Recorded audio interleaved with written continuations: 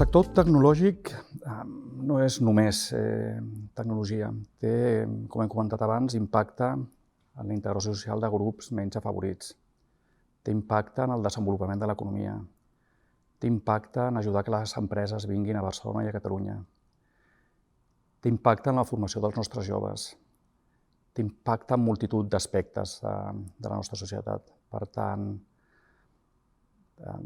invertir en tecnologia, però no només en adquirir la tecnologia, sinó en desenvolupar la tecnologia y en desenvolupar el talent que desenvoluparà aquesta tecnologia es clau. No nos hemos preparado bien cuanto al tema de formación, no digo en el ámbito universitario, sino también en ámbitos anteriores a esto, de preparatorios, para poder tener talento, tener profesionales en este sector.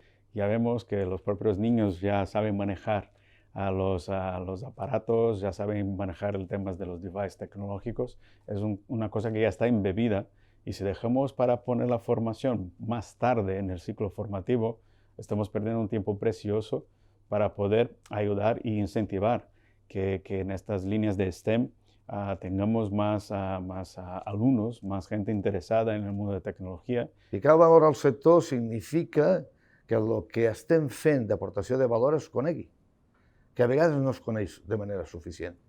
I per una altra part també hem de valorar el talent. Hem de valorar el talent i les persones.